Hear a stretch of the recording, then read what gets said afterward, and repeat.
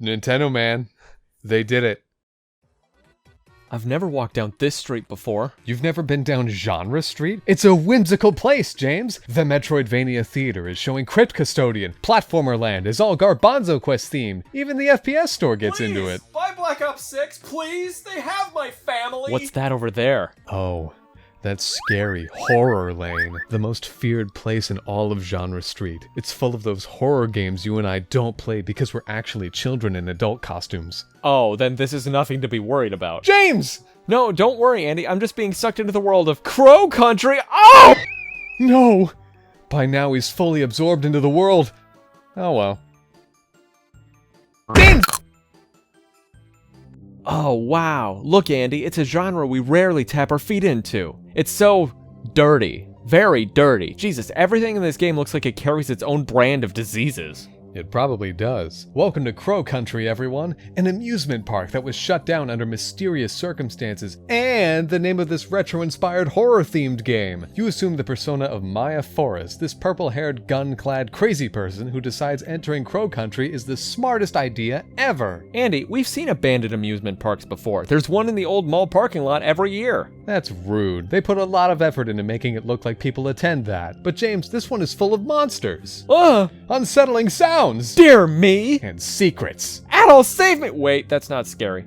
Behind puzzles! Fuck me! Is that really what you yell when you're scared? Of thinking. That tracks. Crow Country is a game chock full of harrowing sights, shallow pools of water, and even scarier, puzzles. Oh no! Initially, I had a great fear of this game's puzzles, as I am not a master of fitting two oblong objects together to create the answer to something. I prefer punching things until they break open and show the way. However, to this game's credit, most puzzles and their answers are located in the same room and don't require a lot of extra thought to figure out. Although that shotgun poking from the clock one entered me into a level of stress I've never felt before. Minor spoilers incoming, but what was that puzzle? An arm holding a shotgun extends from a clock that aims at you while you solve a compass puzzle nearby. It was intense, it was terrifying, it was stressful beyond compare, and in the end, when you attempt to wrench the shotgun from the arm after having solved the puzzle, it falls to the ground and breaks. The shotgun was fake.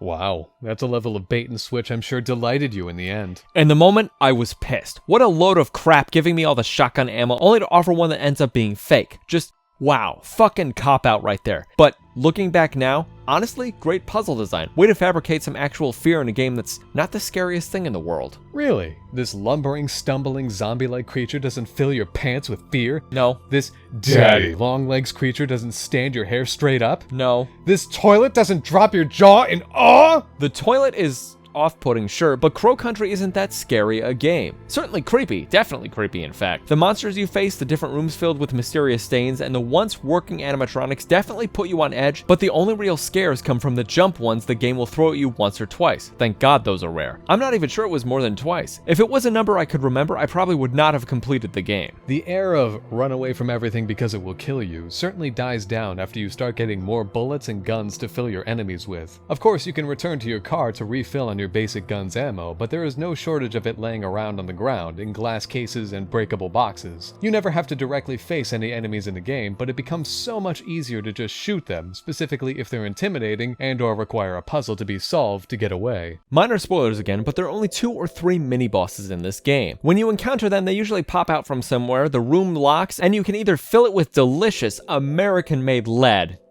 or you can solve the puzzle of the room to escape. I opted to shoot because that was my under pressure response, but that might not be yours. Plus, you'll have to solve the puzzle to escape the room once the creature is dead anyway. Alright, why? Why is Maya Forrest carefully avoiding enemies, remarking on windows and bookcases she passes, and entering every attraction to solve puzzles to make it to more attractions to solve more puzzles? Maya Forrest is looking for the creator and owner of Crow Country, Edward Crow. He disappeared mysteriously, and his daughter filed a missing persons report, and Maya has taken it upon herself to seek the man out. Along the way, she'll discover victims of the park's many monsters, victims of Edward Crow's greed, and more. Also on her path are various mysterious memos and messages from the many employees of the park and the man describing the very sudden and steep descent toward the awful things that caused Crow Country to mysteriously shut down. James, is the story perhaps a bit Mysterious. How could you know? It's actually a very easy story to get absorbed in. I am personally a huge fan of the atmosphere of the game and how creepy it is as you are on edge from monsters, encouraging you to find these memos to find out what the hell happened. No monster is too difficult to get past, save points are fairly frequent and are safe zones, and there are so few jump scares. Play the demo for one of our. Holy shit, that scared me. Okay then. I want to go see it now. Holy shit! That and the secret hunting really sold me on Crow Country. Jump scares are such a hollow tactic, lowest of the low as far as scaring an audience. And the secret hunting, fuck man, favorite part of the game. You have to progress pretty far and solve a few difficult puzzles to find it, but once you find Crow's secret map, it can be seen at any time and shows you where they are and if you found them already. Only 15? You can count that on one hand. That's not your hand. Crow Country even has settings to make the game even more enticing to those who want a harder and easier experience. Difficulty options allow you to lower the amount of helpful items you can find, and remove monsters entirely in exploration mode, which lets you experience the story without fear of being attacked. That's so nice of them. James, I think you're forgetting the absolute best part of Crow Country. I can't believe you would actually forget this. It's short. In just about 5 hours, you'll have explored most of, if not all, of Crow Country, figured out what originally happened to the park, solved a great deal of puzzles using machinery and mechanisms that only served the very specific purpose of being parts of those puzzles, and truly learned what happened to Edward Crow. That's a game you can easily replay every year on Halloween to get you in the spirit of experiencing things like goblins, spindles, grinners, lumbers, puddles, and more. Is that really how you feel, or are you just naming all those monsters over there? Which do you think, James? I'm still not sure, but I guess I'll run in his direction. Thanks for watching our review of Crow Country. James made me promise not to jump scare you, but I'm gonna try anyway. Student loans! Yeah, shaking in your seat now, right? James, I got them! I told you not to. Yeah. Alright, subscribe and share this around. Thank you, and see you all next time at the zoo. Do you not want to go to the zoo? Alright, we'll talk about it.